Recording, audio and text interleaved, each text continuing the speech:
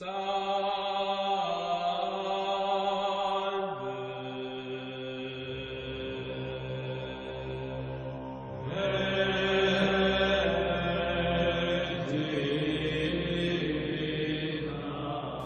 je suis parti à Djibouti en 2003 dans le cadre de l'armée française et puis j'ai eu la bonne idée, je crois, de me mettre au service des Djiboutiens eux-mêmes et pas seulement des Français expatriés dans le cadre de leur vocation militaire. Et c'est comme ça qu'en 5 mois, j'ai eu la joie de voir 12 musulmans dont je vous présente ici leurs photos. Voilà, n'est-ce pas, 12 musulmans, hommes et femmes, qui ont demandé le baptême. Hein? Voilà. Et en 5 mois, donc, voilà, le Seigneur m'a envoyé ces braves gens qui cherchaient ni plus ni moins que la vérité. Hein? Je dois dire que j'ai été très étonné de trouver là une absence totale d'esprit missionnaire. Je me souviens qu'un dimanche, je suis parti à 4 heures de route de Djibouti, un village qui s'appelle Tadjoura, qui est le premier lieu d'implantation de la France. Et il ne reste plus qu'une école des frères des écoles chrétiennes avec 4 Français qui sont les seuls chrétiens de la région. Donc j'allais célébrer la messe pour eux et en arrivant un peu en avance, je me suis proposé d'évangéliser voilà, qui j'allais trouver. Et j'ai trouvé les 3 professeurs musulmans de l'école, professeurs de mécanique, professeurs d'électricité, professeurs de maçonnerie, qui avaient été formés en France, leurs études ayant été financées par l'œuvre d'Orient pendant 1 an et demi à 2 ans. Et donc, je leur ai demandé s'ils avaient visité la France. Mais oui, ils connaissaient le Mont-Saint-Michel, Béziers, Grenoble. C'était promis. Est-ce qu'ils étaient allés dans les églises? Ben oui, donc très bien. Est-ce qu'ils ont rencontré le Seigneur Jésus? Ah non. Alors, je commence à leur parler de Jésus. Et là, l'un d'eux, très rapidement, me dit, mais Père, ça fait 20 ans que nous sommes dans cette école, et vous êtes le premier père à nous parler de Dieu. Et donc je me suis rendu compte que vraiment, dans sa voix, il y avait comme un sentiment d'amertume, de révolte, parce qu'on l'avait jugé indigne, parce que musulman, d'aborder ces questions. En fait, on ne voulait pas les évangéliser. On soupçonnait que toute démarche vers l'Église ne pouvait être que motivée pour des intérêts matériels. Pour avoir un visa, pour augmenter leur niveau de vie, etc. Un jour, je leur ai dit à mes catéchumènes, je leur ai dit, vous savez, vous demandez à rentrer dans l'église, et déjà vous souffrez de la part de vos anciens coreligionnaires, parce que je me souviens que, par exemple, Idriss, un jour, me disait que dans son quartier, lorsqu'il allait acheter du pain, le boulanger, devant tout le monde, prenait son argent et le laissait tomber comme ça en disant « je ne vends pas du pain aux chrétiens ». En 2003 à Djibouti. Et d'autres comme ça.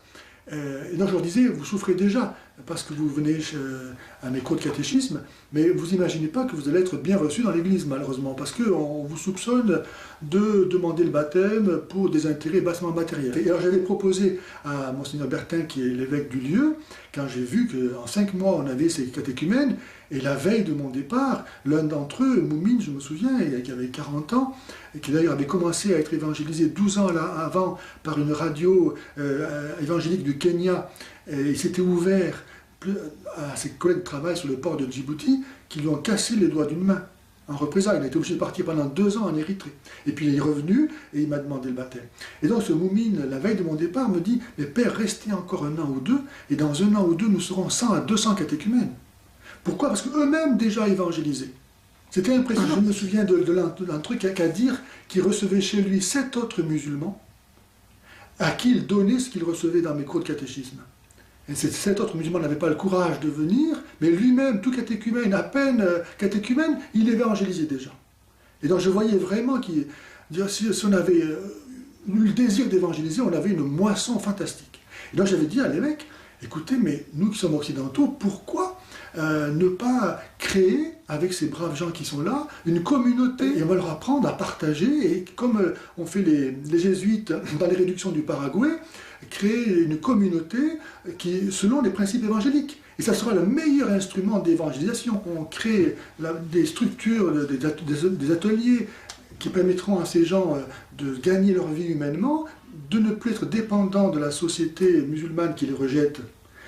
et de pouvoir créer une communauté de vie et d'amour, de partage, qui sera vraiment le meilleur moyen pour donner envie d'être chrétien. Parce que tous ces pauvres gens qui sont là, et qui, quand ils verront que là, les gens vivent, travaillent, assument une vie humaine, épanouie, équilibrée et chrétienne, ben comment ils pourraient ne pas désirer devenir eux-mêmes chrétiens? C'est comme ça que l'Église s'est répandue. Au départ, on disait, en voyant les chrétiens qui partageaient tout, qui mettaient tout en commun, mais c'est moi, je veux vivre ça.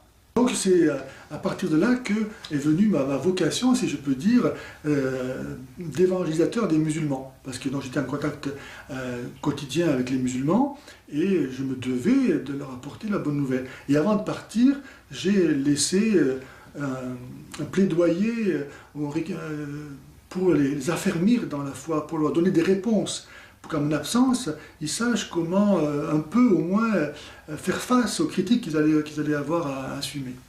Et de là est venu mon petit livre qui s'appelle Éléments pour le dialogue islamo-chrétien, et mon désir ensuite de continuer ici en France. Effectivement, il y a eu des baptêmes, hein.